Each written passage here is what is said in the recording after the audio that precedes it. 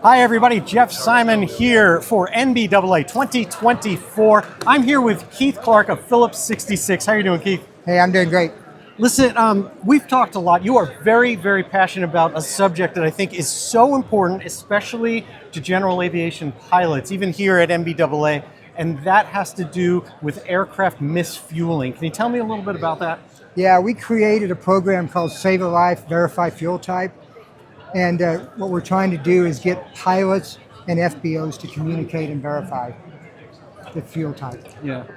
So, I mean, it's so important because it is easy in some cases to, depending on the type of aircraft, that line people can, lose track of whether it should be a 100 low lead aircraft or it's a Jet A type aircraft, and not every aircraft kind of has the nozzle doesn't fit situation going on. Right. And if you put even a small amount of kerosene of Jet A into a 100 low lead aircraft, my understanding is that can be absolutely a catastrophic situation. Yeah. So what's happening is you have just enough good fuel to get you off the runway, and you're going to find out about 200 or 300 feet that you have a problem. And then the initial thing is to try to turn around and go back, and when they turn around, they lose lift and they crash. So the key is to make sure that we communicate. What happens is pilots say, top it off, fill it up, and those are not fuel orders.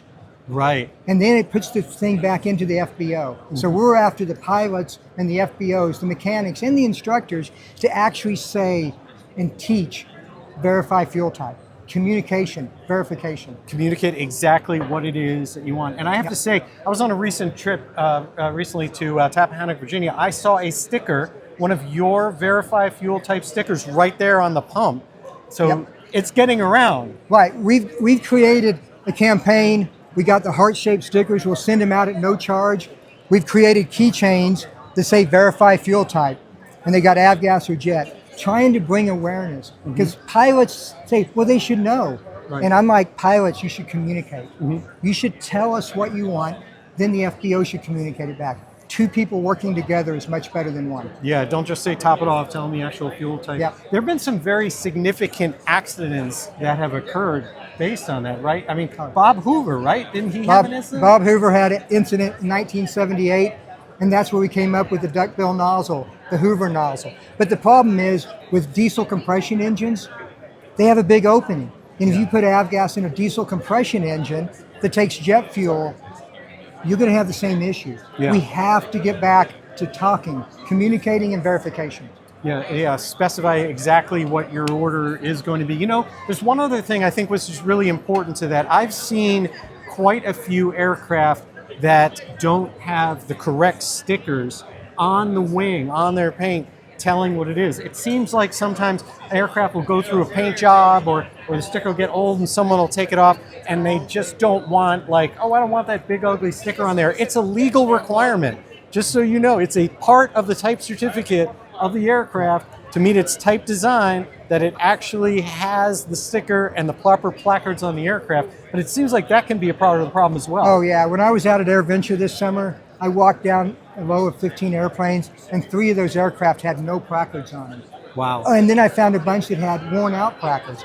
Everybody just assumes, oh, they don't look. So that's why we talk about it, and we continue to try to change the industry, continue to get better. We work with NATA, PreventMisfueling.com, all to try to educate pilots and FBOs. Yeah, and again, like I've seen it myself. I have literally seen a line person come in and go, I'm not sure what's wrong. I can't fit the nozzle into this plane. And the guy they were talking to was like, oh my God, what did you just try to do? Yeah, just last month, an aircraft was misfueled in Canada. Oh, wow. I mean, there's been multiple ones every year. And when you start asking questions and start connecting the dots, you start understanding how we got there. And that's what we're trying to get people to talk. Okay, so last question. What should someone do if they have any doubt, any concern that they may have been misfueled, even if it was partially? Like that story I just told, even if the guy might have gotten a little bit in when he couldn't fit the duckbill nozzle in. Right. So that's where, if you can be there when you're fueling the airplane, it's great. Okay. If you can't, there's some tests. One of the simple tests, and it's not perfect, is you can sump your tank. Yep. It'll still be blue, But you can put a little bit on a piece of paper, and if it evaporates off and it doesn't show any residue, it's probably okay. But you got to have that But communication. if it shows a ring, It shows a yeah, oily so if you residue. take the little bits from your sump and you Yeah. put it on there, if you have any concerns, and it evaporates out, and then you see a ring, it could be a contaminant Right. from Jet Jet A. fuel. Yeah, and that's where things, we just got to communicate. But I really believe that if we have that communication up front Yeah. and that conversation, and the pilots can help us by talking to the FBO. Yeah. They can educate on prevent misfueling.